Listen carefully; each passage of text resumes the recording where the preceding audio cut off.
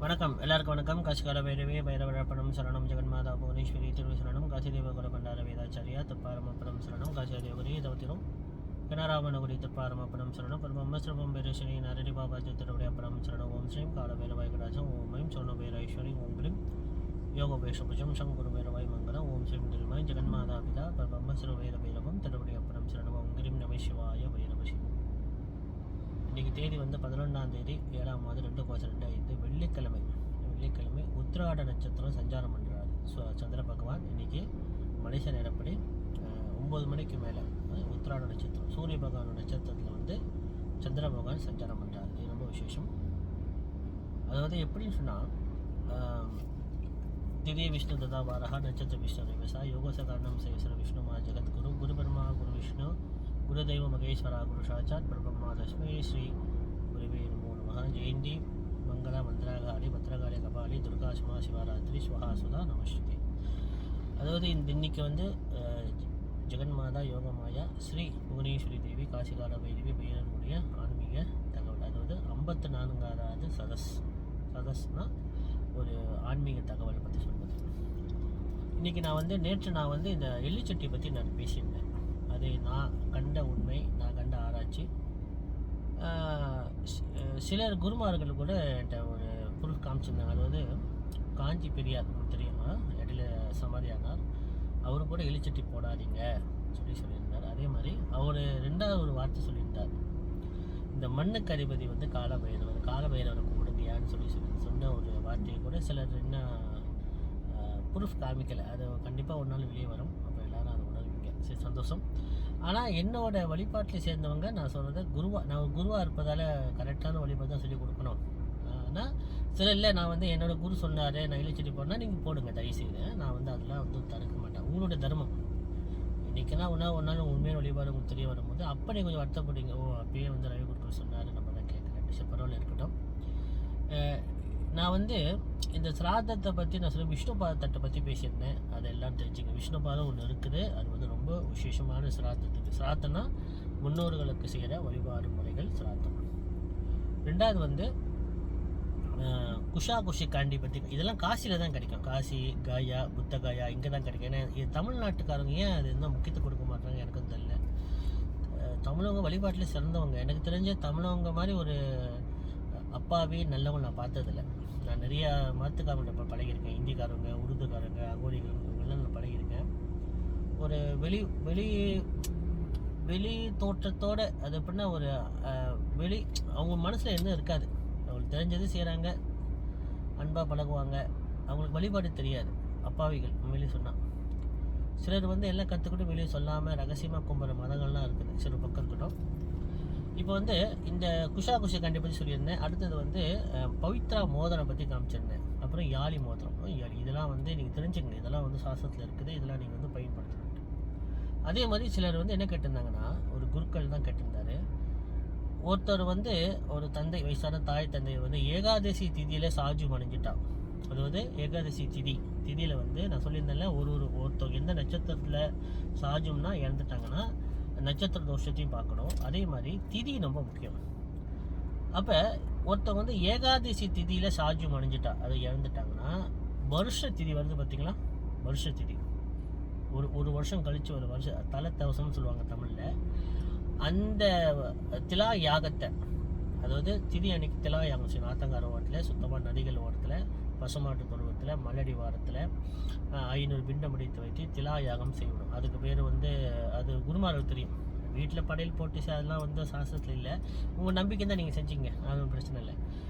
இப்போ வந்து இந்த ஏகாதசி தீதியில் ஒருத்தவங்க சாஜம் அடைஞ்சிட்டா அதே ஏகாதசி தீதியில் செய்யக்கூடாது. அந்த வருஷத்துக்கு மறுநாள் வர துவாதசி தீதியில் தான் செய்யணுன்ட்டு கால பிரகாசிக்கிற புக்கு இருக்குது. இப்போ இந்த கேள்வி கேட்ட டிக்டாக்கில் உள்ளவர் தான். நான் உங்களுக்கு வாட்ஸ்அப்பில் தனியாக வாங்க, நான் கால பிரகாசிகளை புக்கில் உள்ள அந்த இதை போட்டோஸ் எடுத்து நான் உங்களுக்கு அனுப்புகிறேன். ஏன்னா நீங்கள் ஒரு ப்ரூஃப் வச்சுக்கணும். ஏன்னா ஒருத்தர் வந்து எந்த திதியில் இறந்தாலும் சாஜியம் அடைஞ்சாலும்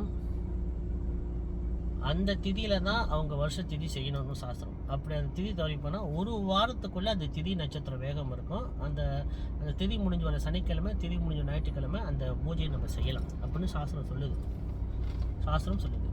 ஆனால் ஏகாதசியில் மட்டும் எந்த ஒரு சிறப்பு இருக்குது. என்ன சிறப்புனா அதே ஏகாதசி திதியில் செய்யக்கூடாதாம். மறுநாள் வர துவாதசி திதியில் அன்றைக்கி தான் செய்யணும். அதுவும் இந்த வைணவர்களுக்கு இது ரொம்ப கடைப்பிடிப்பாங்க. சைவர்கள் வந்து சிவனை கும்பிடுவோம் நம்ம, ஆதி பைரவர் சேவர்கள் வந்து பைரவரை கும்பிடுறவங்க, வைணவர்கள் தனியாக இருக்காங்க. மகாவிஷ்ணு பரமாத்மா மட்டுமே கும்பிடுவாங்க. அவங்க ரொம்ப இதை கடைப்பிடிப்பாங்க. ஏகாதசியில் ஒருத்தவங்க சாஜும் அடைஞ்சிட்டா அவங்களுக்கு வந்து அதே ஏகாதசியில் திதி செய்ய மாட்டாங்க. ஓகே, இப்போ ஒருத்தவங்க வந்து இன்றைக்கி இறந்துட்டாங்க வச்சுக்கலாம், தவறாக வச்சுக்கோன்னா ஒரு எடுத்துக்காட்டு தான் சொல்கிறேன். இறந்துட்டாங்கன்னா இறந்துட்டா இது இறந்த அன்னைக்கு திதி நம்ம எடுத்துக்கணும். திதி நம்ம எடுத்துக்கணும். அப்போ ஒரு வருஷம் கழிச்சு இந்த திதி 2 மாதம் திதி வருது பார்த்தீங்களா, அது 12வது திதி முடிஞ்சு 13வது திதி அன்னைக்கு தான் நம்ம வந்து அந்த வருஷ திதி நம்ம செய்யணும். வருஷ திதியான திலாயாகத்தை செய்யணும். சில பேர் எப்படி கணக்கு பண்ணுறாங்கன்னா அந்த இறந்த திதியை வந்து ஒன்றுன்னு கணக்கு பண்ண மாட்டாங்க. ஒரு வருஷம் 12 மாதம் முடிஞ்ச பிறகு மரணம் அனுப்புகிறாங்க. அப்படி கூடாது. இப்போ 13வது திதி ஒருத்தவங்க இறந்தலேருந்து சாஜி மணிலேருந்து இறந்த நாள் திதி எடுத்துக்கணும். அதான் சொல்ல ஒருத்தவங்க சாஜி அடைஞ்சிட்டா அன்னைக்கு அந்த ஹோமங்கள் சமண்டிகரணம்லாம் செய்யணும். அது ஒன்றுன்னு தெரியும். அவங்க அன்றைக்கி அவங்க பிண்டம் ஆத்மாவுக்கு பிண்டம் கொடுக்கணும். 30 பிண்டமாவது கண்டிப்பாக கொடுக்கணும். அது 13 நாள் ஹோமங்கள் இருக்குது. அது பிறகு நான் இந்த ஆடி மாதம் முடிஞ்ச ஒன்று நான் சொல்கிறேன். அப்போ அந்த ஏகாதசி திதியில் வந்து நம்ம வருஷ திதி செய்யக்கூடாது. மறுநாள் ஒரு துவாதசி திதியில் தான் அந்த திதியை நம்ம செய்யணும். முறைப்படி குருமார்களை கூப்பிட்டு ஆற்றங்கர ஓரத்தில் அது 5 பிண்டம் எடுத்து வைத்து திலாயாகம் பண்ணி அந்த குருமார்களுக்கு வந்து முறைப்படி தட்சணை கொடுக்கணும். அதாவது ஒரு பசுமாட்டை தானம் பண்ணணும்னு சொல்லணும் சாஸ்திரம். அப்போ பசுமாட்டை கொடுத்தா அந்த பசுமாட்டை கணக்கு பண்ணிக்கிங்களேன். இந்த அப்படி வசதி குறைவாக இருந்தால் நீங்கள் குருமாட்டை பேசி குறைவாக குரு தட்சணை கொடுத்துருங்க. ஏன்னா இந்த குருமார்கள் வந்து நம்ம பிண்டம் ஒடிச்சு திலாயாகம் செய்வது வந்து அந்த ஆத்மாவுக்கு மட்டும் முத்தி இல்லை, அவங்க தலைமுறைகள் இதுக்கு முன்னால் அவங்க சாஜியம் அடைஞ்ச முன்னோர்களுக்கு சேர்ந்து தான் அவங்க செய்யணும். இவங்களுக்கு வந்து ஓமம் செய்யறதில்ல. திலாயாகம் என்பது வந்து 400 தலைமுறைகளாக அந்த பித்ருலோகத்தில் உள்ள பித்ருகளுக்கு அவங்க பிண்டம் கொடுக்குறோம். அதே மாதிரி அவங்களோட ஆசீர்வாதம் அந்த பித்ரு தேவதாவுக்கு வந்து சூரிய பகவான்கிட்ட ஒப்படைத்து சூரிய பகவான் மூலிமா நம்மளுக்கு வந்து கிடைக்கும். அந்த பித்ரு ஹோமம் என்பது திலாயாகம் என்பது மாத்திரு பித்ரு ஹோமம் என்பது திலாயாகம் ரொம்ப முக்கியமான ஒரு யாகம். அது வந்து உண்மையிலே பார்த்தா எல்லாரும் உங்கள் நம்பிக்கையான குருமார்கிட்ட வருஷத்துக்கு ஒரு முறை திலாயாகம் செய்யுங்க. அதுக்கு அமாவாசை அன்றைக்கி செய்யலாம், அஷ்டமி அன்றைக்கி செய்யலாம், அதாவது சனிக்கிழமை செய்யலாம், ஞாயிற்றுக்கிழமை செய்யலாம். அது வந்து விசேஷம். பாருங்கள், நேற்று ஒருத்தவங்க அன்னதானத்தை பற்றி என்னையா கோயிலில் சாப்பிடக்கூடாதுன்னு சொல்கிறீங்கன்னு சொல்லி சில பேர் ஒரு குருக்கள் கேட்டார். சார் தவறாக நான் ஒன்று சொல்லலையா, என்னோடய வழிபாடு பின்பற்றவங்க வந்து நீங்கள் வந்து கேளுங்க, என்னை பின்பற்றாதவங்க கேட்காதீங்க தானே சொல்கிறேன், நீ எப்படி சொல்கிறீங்கன்னு கேட்டார். ஆமாய்யா, அன்னதானம் செய்கிறீங்க, கோயில் சந்தோஷம், அது செஞ்சுருப்பாங்க. ஆனால் சிவராத்திரி அன்னைக்கு விடி சாப்பிடாதீங்கன்றீங்க, ஏகாதசிக்கு பச்சை தண்ணி கூட குடிக்காதீங்கன்றீங்க, கிரான அன்னைக்கு சாப்பாட்டுக்கு திருப்பப்பிள்ளை போட்டு மூடி வைங்க சாப்பிடாதீங்கன்றீங்க, முக்கியமான பூஜைலாம் வந்து சாப்பிடாதீங்க, அன்னம் எடுக்காதீங்கன்றீங்க. களி புடிசன் அதில் தானே இருக்கேன் அன்னத்தில். பார்த்தாரு என்னடா அது. ஆமாம், அதாவது எல்லா பூஜைக்கும் சாப்பிட்டு போங்க, சாப்பாடு ஒருத்தருக்கு உண்மையிலேயே பசியாக இருக்குது, அவருக்கு ஒரு அன்னத்தை கூட அது பெரிய புண்ணியம். நீங்கள் ஆக்கி வச்சுட்டு வந்து சாப்பிடுங்க சொல்கிறது முக்கியம் இல்லை. கோயிலில் செய்யல எல்லா பிரசாதமும் அக்னி ஆபத்தி பொருட்கள் தான். கோயிலில் வந்து எனக்கு வந்து ரொம்ப சந்தோஷமான ஒரே கோயில்னா கோட்டமலை பிள்ளையார் கோயில் தான். காலையில் ஒரு ஹோமம் செய்வாங்க, தினந்தோறும் ஹோமம் செய்கிறாங்க. நம்ம தினக்குள்ளே ஹோமம் செய்ய வேணாம், மாதத்துக்கு ஒரு ஹோமமாவது பூமி நலனுக்காக மக்கள் நலனுக்காக நம்ம செய்யலாம். அதாவது சில வழிபாடு விஷயத்தை நம்ம வந்து அதான் சொன்னேன், மொதல் ஒருத்தர் வந்து தவறான வழிபாடு தான் செய்வார், அதுதான் கிரிகை பாகம். ஒருத்தவங்க வந்து தவறான வழிபாடு தவறான பூஜை தான் செய்வாங்க. ஆனால் அவங்க வந்து ஒரு மந்திரத்தை ஜபம் பண்ணி அந்த மந்திரத்துக்கு உயிர் வந்த பிறகு, அந்த மந்திர ரத்தத்தில் கலந்த பிறகு அவங்க மனசே அவங்கள்ட்ட சொல்லும், இது சரி, இது தப்பு, இது செய்யாத, இங்கே போகாதன்று அந்த மந்திர சக்தி நம்மளை ஆட்கொள்ளும். அதுதான் பிரம்ம ஞானம் சொல்லுவோம். எல்லாரும் இப்போ நானே பாருங்கள், ஆரம்பத்தில் நான் பரம்பரை குருமார்கள் பண்டார குருமார்கள் வம்சத்தில் பிறந்து கூட நானே நம்பிக்கை இல்லாமல் தானே இருந்தேன். எல்லா பிள்ளைங்களும் அப்படி தான், எல்லாமே அப்படி தான், நம்பிக்கை இல்லாமல் தான் இருப்பாங்க. அதன் பின் அவங்க சில மந்திரங்கள் ஜபங்கள் பண்ணி சித்தி பெற்ற பிறகு அவங்களுக்கு எது உண்மை எது சரி சொல்லி அவங்களுக்கு தெரிய வரும். அதே மாதிரி முக்கியமான பூஜை அன்னைக்கு சாப்பிடாதீங்கன்னு சொல்கிறாங்க, மற்ற நல்லா சாப்பிடுங்கன்னு சொல்கிறாங்க. இது எந்த அடிப்படையில் வழிபாடு செய்யறதுன்னு எனக்கு தெரியல, சில வழிபாடில் இருக்கட்டும். ரெண்டாவது வந்து இந்த நட்சத்திர சாஸ்திரங்களை நான் பற்றி சொல்லியிருந்தேன். அதாவது நட்சத்திரம் பற்றி உங்களுக்கு, அதாவது யோகத்தை பற்றி நான் பேசியிருந்தேன் இல்லையா? அதாவது ஒரு குழந்தை ஒரு நாம யோகத்தில் பிறக்கும். அந்த நாம யோகத்தில் பிறந்தால் அந்த நாம யோகத்துக்கு யார் எந்த கிரகம் அதுக்கு யோகம், எந்த கிரகம் அவயோகம் தெரிஞ்சுக்கிட்டு அது தலைமை கல், நவரத்ன கல் போடுங்க, நல்ல வேலை செய்யும்னு சொல்லி நான் சொல்லியிருந்தேன். அது சிலர் செஞ்சு பலன் பார்க்குறாங்க, ரொம்ப நன்றி. அதே மாதிரி இன்றைக்கி நட்சத்திர குறியீடுகளை பற்றி நான் பேசுகிறேன். ஒரு நட்சத்திரம் ஒரு குறியீடுகள் இருக்குது. குறியீடுகள்னால் ஒரு சின்னம், ஒரு மிருகத்தோட சின்னம். அந்த சின்னத்தை அவங்க ஹாலில் வைக்கலாம், இல்லை சாமி மேடை பக்கத்தில் வைக்கலாம். காலையில் எந்திரிச்சோன்னே அந்த இதை பார்ப்பது மாதிரி நம்ம காலையில் எந்திரிச்சோன்னே உள்ளங்கையை பார்த்து மகாலட்சுமி மந்திரத்தை சொல்லி தான் கையில் இப்படி மூடிட்டு அந்த படத்தை பார்க்கலாம். அப்படின்னு ஒரு வாஸ்து சாஸ்திரம் சொல்லி தான் உண்மையாகவும் இருக்குது, அனுபவத்தில் உண்மையாக இருக்குது. இப்போ எடுத்துக்காட்டு, இப்போ நட்சத்திரம் சொல்லுங்க. அஸ்வினி நட்சத்திரம் என்பது குதிரை, அது ஆண் குதிரை. ஆண் குதிரை நடந்து போகிற மாதிரி, குதிரைகள் மலையிலேருந்து இறங்கி வர மாதிரி, நீர் குடிக்கிற மாதிரி, வேகமாக ஓடுற மாதிரி, இந்த மாதிரி ஒரு படங்களை நீங்கள் வைக்கலாம். அது அஸ்வினி நட்சத்திரக்காரங்க. பழைய நட்சத்திரக்காரங்க ஆண் யானை படத்தை வைக்கலாம். திருப்பி சொன்னால் யானைகள் நடந்து வர்ற மாதிரி, எல்லா யானைகளும் சாப்பிட்ற மாதிரி, நீர் குடிக்கிற மாதிரி, ஒரு மிருகம் ஒரு வேலையை செய்யணும். தூங்குற படம் வேணும், படுத்து தூங்குது பார்த்தீங்களா, அது வேணும். கார்த்திகை நட்சத்திரம் பெண் ஆடு. ரோஹிணி நட்சத்திரம் ஆண் பாம்பு. ஆண் பாம்பு தெரியாது, ஆனால் பாம்பு ரோஹிணி நட்சத்திரம். மிருகசீர நட்சத்திரம் பெண் பாம்பு. திருவாதிரை நட்சத்திரம் பெண் நாய். புனப்பூச நட்சத்திரக்காரங்களுக்கு பெண் பூனை. பூச நட்சத்திரக்காரங்களுக்கு ஆண் ஆடு. அதாவது நீங்கள் பாருங்கள், கார்த்திகை நட்சத்திரமும் பெண் ஆடு, பூச நட்சத்திரத்துக்காரங்களுக்கு ஆண் ஆடு. ஓகே, ஆடு படம் எது வேணால் வைங்க. ஆண் ஆடு பெண் ஆடு எப்படி பிரித்து பார்ப்பது ரொம்ப கஷ்டம் இல்லையா? ஓகே, ஆயில் நட்சத்திரம் ஆண் பூனை. மக நட்சத்திரக்காரங்களுக்கு எலி, ஆண் எலி. பூர நட்சத்திரக்காரங்களுக்கு பெண் எலி. உத்திர நட்சத்திரக்காரங்களுக்கு மாடு, ஆண் மாடு, காளை. அஸ்த நட்சத்திரம் பெண் எருமை, அஸ்த நட்சத்திரம். சித்திர நட்சத்திரம் பெண் புலிப்படம். சுவாதி நட்சத்திரக்காரங்களுக்கு ஆண் எருமை. விசாக நட்சத்திரக்காரங்களுக்கு ஆண் புலி, விசாக நட்சத்திரம் ஆண் புலி. அனுச நட்சத்திரக்காரங்களுக்கு பெண் மான். கேட்டு நட்சத்திரக்காரங்களுக்கு ஆண் மான். மூல நட்சத்திரக்காரங்களுக்கு ஆண் நாய். பூராட நட்சத்திரக்காரங்களுக்கு குரங்கு. அதாவது என்ன குரங்குன்னா ஆண் குரங்குன்னு சொல்கிறாங்க, ஆண் குரங்கு. உத்திராட நட்சத்திரக்காரங்களுக்கு கீரி பிள்ளை, ஆண் கீரி. குபேர பகவான் வச்சிருக்காரு பார்த்தீங்க, கீரி பிள்ளை. கீரி யாரும் வளர்க்க மாட்டீங்க, யாரோ என்னென்னு வளர்க்குறாங்க. கீரி சின்ன ஒரு குழந்தை மாதிரி நம்ம கூட இருக்கோம், அது யாரும் வாங்கி வளர்க்க மாட்டீங்க. அது குபேர பகவானுடைய வாகனமாக. அது அந்த நட்சத்திரத்துக்கு உள்ள மிருகம் உத்திராட நட்சத்திரங்களுக்கு கீரி. அதான் இன்றைக்கி உத்திராட நட்சத்திரம் சஞ்சாரம் பண்ணுறது. இன்றைக்கி நடக்குது உத்திராட நட்சத்திரம், மொதல் பாதம் ஓடுது காலையில் மலேசியா நேரப்படி 9 மணிக்கு ஸ்டார்ட் பண்ணி ஒரு 4 மணி நேரம் ஒரு பாதம் இருக்கும். ரொம்ப சொன்னாலும் நீங்கள் குழம்பிடுவீங்க, என்னன்னு பரவாயில்ல. ஓகே, திருவ நட்சத்திரக்காரங்களுக்கு பெண் குரங்கு. அவிட்ட நட்சத்திரக்காரங்களுக்கு பெண் சிங்கம்.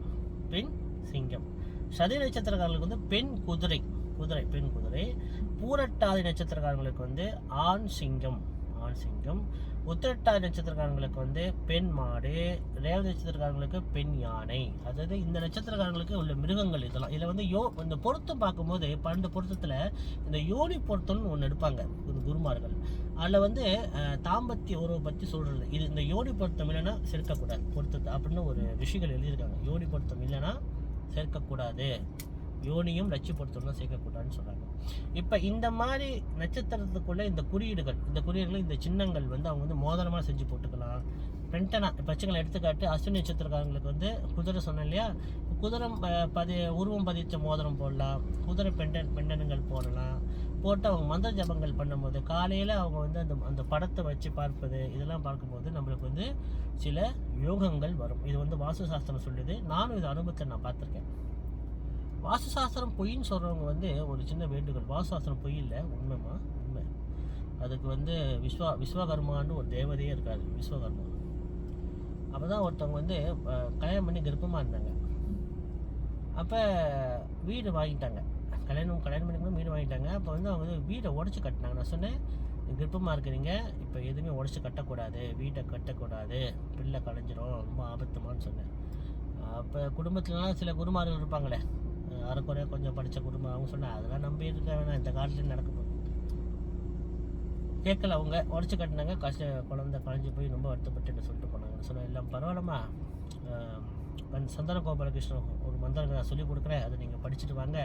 அதே மாதிரி குழந்தை பாக்கியத்துக்குள்ள வந்து இந்திராதி தேவி மந்திரங்கள் இருக்குது, அது கபால பைரவரும் இந்திராதேவி மந்திரமும், அதை காயத்ரி மந்திரம் படிங்க. அது குழந்தை பிறந்த பிறகு அவரோட மந்திரத்தை நான் பைரவோட மந்திரத்தை பேராக அமைச்சிருங்க. அதே மாதிரி அவங்க அமைச்சு இப்போ நல்லா இருக்காங்க. அதே மாதிரி இந்த நட்சத்திரங்களை நம்ம வந்து கண்டிப்பாக நம்ம பின்பற்றணும். இந்த 27 நட்சத்திரங்களும் அற்புதமான சக்தி உள்ளது. இது வந்து கேபி சிஸ்டம் படித்தவங்க, ஜோதிடம் படித்தவங்களுக்கு வந்து இந்த நட்சத்திர சாரத்தை வந்து நல்லா அழகாக சொல்லுவாங்க. நான் ஜோதிடம் நான் சொல்லிக் கொடுக்க மாட்டேன், நான் ஜோதிட மேதை இல்லை, எனக்கு தெரிஞ்சது நான் கற்றுக்கிட்டது என்ன முன்னோர் சொல்லிக் கொடுத்தது நான் சொல்கிறேன். அதே மாதிரி வந்து வீட்டில் வந்து எனக்கு நான் சொல்லிக் கொடுத்துருந்தேன்ல, அதாவது இந்த நட்சத்திரங்கள் படங்களை வைத்து நீங்கள் புகை போடணும். ரொம்ப பேர் வந்து டிக்டாக்ல நிறைய சாம்பிராணி, நிறையா புணுகு தைலம், புணுகு எண்ணெய் எல்லாமே அற்புதமாக வேலை செய்யுமா. ஆனால் அதெல்லாம் வந்து சிவம் ஜடம், அதுக்கு நீங்கள் சக்தி உயிர் கொடுக்கும்போது மந்திரம் சொன்னால் தான் அதுக்கு உயிர் பெறும். இப்போ நம்ம வந்து சிவமாக தான் இருப்போம், எப்போ நம்ம மந்திரம் சொன்னோமோ அப்போ தான் சக்தியாக மாறுவோம். அப்போ இந்த பொருட்களை நம்ம வந்து வைப்பது முக்கியம் இல்லை, இந்த பொருட்களை நம்ம வந்து பயன்படுத்தும் போது அந்த பொருட்களை பயன்படுத்தி அதுக்குள்ள மந்திர ஜபங்கள் பண்ணால் மட்டுமே அதுக்கு உயிர் பெறும். இப்போ வந்து ஒருத்தவங்க சாம்பிராணி பார்க்க போடுறாங்க, குங்குளி சாம்பிராணியே போடுறாங்க வச்சுங்களேன், இல்லை கருப்பு சாம்பிராணி, சாம்பிராணி 16 வகை இருக்குது. அதில் வந்து இப்போ இடையில கூட நான் பார்த்தா காட்டு சாம்பிராணி ஒருத்தர் வச்சுருந்தார், அது ரொம்ப விசேஷம். அந்த காட்டு சாம்பிராணி கூட நீங்கள் வந்து புகை கூட போட வேணாம், அது ஒரு துணியில் கட்டி வீட்டு முன் வாசல் பின் வாசல் வச்சாலே அந்த வாசனைக்கு துஷ்சக்திகளே வராது. இது மாந்திரிக சாஸ்திரம் படித்தவங்களுக்கு இது தெரியும். காட்டு சாம்பிராணி ரொம்ப விசேஷமானது சாம்பிராணிலே. அப்போ அந்த புகை கூட நீங்கள் போடலாம். நான் பிஸ்னஸ் பண்ணல, தப்பாக வச்சுக்கேன். நான் வந்து ஒரு வழிபாடு முறையும் ஒரு ஆன்மீக தகவலை தான் நான் சொல்கிறேன் தவிர நான் எந்த ஒரு பிஸ்னஸும் நான் பண்ணலை, தெரிஞ்சுக்கிட்டேன். அதே மாதிரி வந்து என்ன சொன்னேன், அதாவது இந்த நட்சத்திரத்தை நம்ம சாரத்தை எப்பயுமே நம்ம வந்து பிடிச்சிக்கணும். அடுத்தது வந்து மரத்தை பற்றி நான் சொல்கிறேன். அதாவது அஸ்வினி நட்சத்திரக்காரங்களோட மரம் வந்து காஞ்சூரை, அது வந்து எட்டி மரம் சொல்லுவாங்க, அது இங்கே கிடைக்காது, மனுஷன் இந்தியாவில் தான் பார்த்துருக்கேன், காஞ்சூரே சொல்லுவாங்க. பனி நட்சத்திரம் வந்து நெல்லி மரம் அதுவும் கிடைக்கும், வீட்டு முன்னுக்கு வைங்க. பனி நட்சத்திரக்காரங்க. கார்த்திகை நட்சத்திரக்காரங்க அத்தி மரம், அது பல வகை இருக்குது, காட்டத்தி, வீட்டத்தி, மலத்தி, கருப்பத்தின்ட்டு. ரோடு நட்சத்திரம் வந்து நாவல் மரம் வந்து வைங்க, அது வீட்டு உள்ளுக்கு வைக்காதீங்க, பெரிய மரம் வரும், வீட்டுக்கு வெளியே பார்வைக்கு வைக்கலாம், தப்பு இல்லை. ரோடு நட்சத்திரம். மிருகசீர நட்சத்திரம் வந்து கருங்காலி, அது கிடைக்காது, அது ரொம்ப அற்புதமான ஒரு மரம், கட்டை வேணால் வாங்கி வச்சுங்க, கருங்காலியில் செய்த கட்டை நீங்கள் வச்சுக்கலாம். ஓகே. திருவாதிரை நட்சத்திரக்காரங்க வந்து செங்காலி வந்து சோப்பு கருங்காலியில் சேர்ந்து செங்காலி ஒரு மரம் இருக்குது, இல்லைன்னா அது செங்காலி கூட நீங்கள் வாங்கி கட்டில் போட்டுக்கலாம், இல்லை நீங்கள் பூஜாரியில் வச்சுக்கலாம். திருவாதிரை நட்சத்திரம் செங்காலி. புனப்பூச நட்சத்திரக்காரங்க வந்து மூங்கில் பலவகை இருக்குது, காட்டு மூங்கில், வீட்டு மூங்கில், கட்டை மூங்கில், நிறைய மூங்கில், ஜப்பான் மூங்கில் கூட அதை வாங்கி வச்சுக்கலாம். அது புனப்பூச நட்சத்திரம் வந்து மூங்கில். பூச நட்சத்திரம் வந்து அரசு மரம். ஆயில் நட்சத்திரம் வந்து புன்னை மரம் இங்கே மனுஷனை பார்த்ததில்ல. மக நட்சத்திரம் வந்து ஆல் மரம் நான் பார்த்ததில்ல. பூர்வ நட்சத்திரம் இந்தியாவில் நான் பார்த்துருக்கேன். பூர்வ நட்சத்திரம் வந்து பலாசு மரம், பலாசு அது காட்டு மரம் தான், அதுவும் மலேசியாவில் இல்லை, பார்த்ததில்ல, எனக்கு தெரியாமனா இருக்கலாம். உத்திர நட்சத்திரம் வந்து அலரி மரம் இந்த சுடுகாட்டில் வச்சுருப்பாங்க, சில பேர் சுடுகாட்டு மரம் கூட சொல்லுவாங்க, அதுதான் அலரி மரம். அஸ்த நட்சத்திரம் வந்து அத்தி மரம் இருக்குது, அது எந்த வைங்க. சித்திர நட்சத்திரம் வந்து வில்வ மரம், ரொம்ப விசேஷமான வில்வம், பல வில்வத்தை பேசினா ஒரு நாள் பேசலாம், பல வகை 21 வகை வில்வம் இருக்குது, நான் பிறகு பேசுகிறேன். சித்திர நட்சத்திரம் வில்வ மரம். சுவாதி நட்சத்திரம் வந்து மருத மரம், அது கிடைக்காது, மனுஷனாக தான் பார்த்ததில்ல, இந்தியாவில் பார்த்துருக்க மருதம் ரொம்ப உறுதியான மரம். இந்த மரத்தில் தான் வந்து தேர் செய்வாங்க, கோயிலோட மரங்கள் பலகையெல்லாம் செய்வாங்க, கதவு செய்வாங்க, ரொம்ப அற்புதமான மரம். சுவாதி நட்சத்திரம் உள்ள மருத மரம் ரொம்ப உறுதியான மரம். விசாக நட்சத்திரம் வந்து விலா மரம்னு ஒரு மரம் இருக்குது, விலா மரம். அனுச நட்சத்திரம் வந்து மகிழ் மரம் தனியாக ஒரு மரம் இருக்குது. கேட்டு நட்சத்திரம் வந்து பராய் மரம் அது ஒரு மரம் இருக்குது. மூல நட்சத்திரம் வந்து மாறா மரம் அது ஒரு மரம் இருக்குது. பூரா நட்சத்திரம் வந்து வஞ்சி மரம் தனியாக இருக்குது. உத்திராட நட்சத்திரம் வந்து பலாப்பழம் அந்த மரம். திருவ நட்சத்திரம் வந்து எருக்க மரம் வெள்ளை இறக்கம் இருக்குது, கருப்பு இருப்பம் இருக்குது, நீலம் இருக்குது. அந்த எந்த ஒரு மரமாக வைக்கலாம். அது ஏன்னா இவருக்கும் வந்து கொஞ்சம் விஷமான மரம். அதை வீட்டில் வைக்காதீங்க, தள்ளி வேணால் வைங்க, தப்பு இல்லை. கோயிலில் கூட நீங்கள் வைக்கலாம். அவிட்ட நட்சத்திரம் வந்து வன்னி மரம், ரொம்ப அற்புதம். மகாலட்சுமி மரமாக அம்சம் பண்ணுறது வன்னி மரம். சதய நட்சத்திரம் வந்து கடம்ப மரம், விசேஷம் கடம்ப மரம். பூரட்டா நட்சத்திரம் வந்து தேமா மரம், அதான் இந்தியாவில் தான் இருக்குது. உத்திரட்டா நட்சத்திரம் வேப்ப மரம், விசேஷம் அது இருக்கும். உத்திரட்டாதி இப்போ காமதேனுவோட நட்சத்திரம். ரேவதி நட்சத்திரம் வந்து இலுப்பை மரம் தனியாக இருக்குது. அதெல்லாம் இங்கே இலுப்பை மரம் மனுஷன் நான் பார்த்துருக்கேன், இலுப்பை மரம். அப்போ இந்த மரங்கள் முடிஞ்சால் நட்டு வைங்க, இல்லைன்னா கோயிலுக்கு வாங்கி தானம் பண்ணுங்க. இதெல்லாம் விசேஷம் இதில். ஏன்னா இந்த நட்சத்திர குறியீடுகள், அதாவது ஒரு நட்சத்திரக்குள்ள மிருகங்களும் ஒரு நட்சத்திரக்குள்ள மரங்களை நீங்கள் தெரிஞ்சுக்கணும்னு சொல்லி இன்றைக்கி நான் வந்து ஜோதிட இது குறிப்பு, இது ஜோதிட குறிப்பு, இதெல்லாம் வந்து நீங்கள் பயன்படுத்தும் போது விசேஷம். அதே மாதிரி அடிக்கடி சொல்லுவேன், பெண்கள் வந்து மகாலட்சுமி அம்சம் தயவுசெய்து முடி வட்டெடுக்காதீங்க. கர்ப்பமாக இருக்கும் போது நம்மளை விட அப்பா அம்மாவோட குழந்தை யோகமாக பிறக்கணும்னு சொல்லி நிறைய காயத்ரி மந்திரங்கள் ஜபங்கள் பண்ணுங்கள். புராணங்கள், சிவபுராணம், விஷ்ணு புராணம், அக்னி புராணம், அப்புறம் வந்து இது கருட புராணம், இதெல்லாம் நீங்கள் நிறைய படிக்கணும். கர்ப்பமாக இருக்கும்போது மகாபாரதம்லாம் நீங்கள் படிக்கணும், நம்ம விசேஷம். அதே மாதிரி ஏன்னா அந்த குழந்தை வந்து யோகமாக பிறக்கணும். பித்ரு தோஷம், மாத்ரு பித்ரு தோஷம் நம்ம பிள்ளைங்களுக்கு வரக்கூடாது. ஜாதகத்தில் ராஜகரகமான சூரியனும் சந்திரனும் நம்மளுக்கு வந்து பலமாக அமையணும். அதுக்காக நீங்கள் நல்லா பிரார்த்தனை பண்ணுங்கள். வருங்காலத்தில் நம்மளுக்கு வர பிரச்சனைகள்லாம் நம்ம வந்து நிவர்த்தி ஆகி நல்லபடியாக நம்ம மக்கள் இல்லை, உலகத்தில் உள்ள எல்லா மக்கள் நல்லபடியாக வாழணுமாக ஒரு பிரார்த்தனை வைக்கணும். லோகா சமஸ்தா சுதினோ புவந்துண்டு நம்ம ஜெபங்கள். புவனேஸ்வரி வைர வழிபாடு ஆதி பரபிரம்மம், அது வந்து நல்ல வேதம் படித்தவங்களுக்கு தெரியும்.